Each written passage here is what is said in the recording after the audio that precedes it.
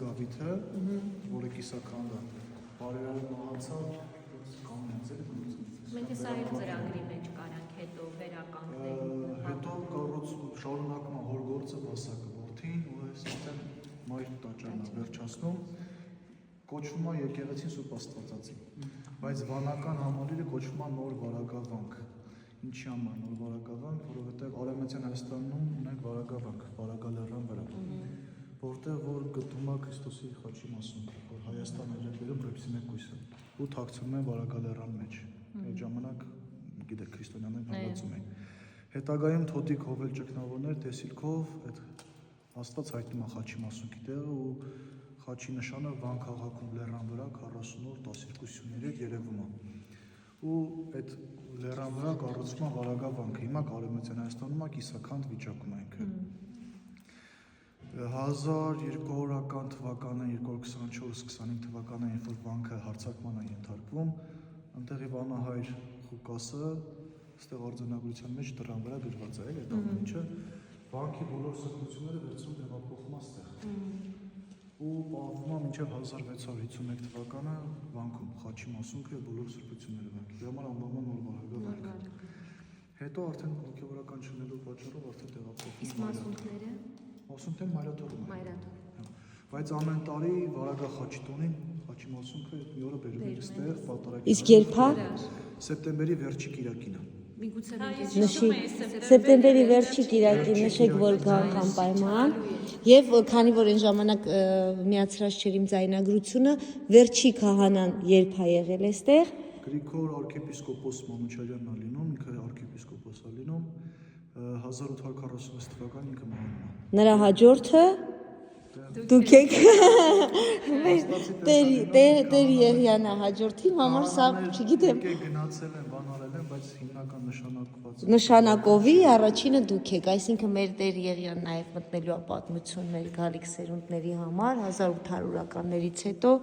2025-ին եք եկել, եթե 25-ից շնորհակալ եմ շատ, մի հատ այս հատվածն էլ նկարեմ։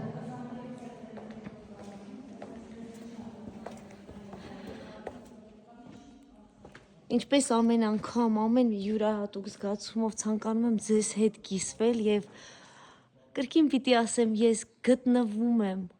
երկնքից մեկ կանգար ներքև Աստծո փեշի տակ։ Գտնվում ենք Վարագավանքում, ինչպես մեր Տեր Եղյան ասաց Սուրբ Աստվածածին եկեղեցի է կոչվում, չնայած որ նաեւ վանական համալիր է եղել եւ ցանկանում եմ ձեզ ցույց տալ տարածքը պարզապես ապշելու գեղեցկություն է եւ բացի գեղեցկությունը այստեղ խաղաղություն կա իրական։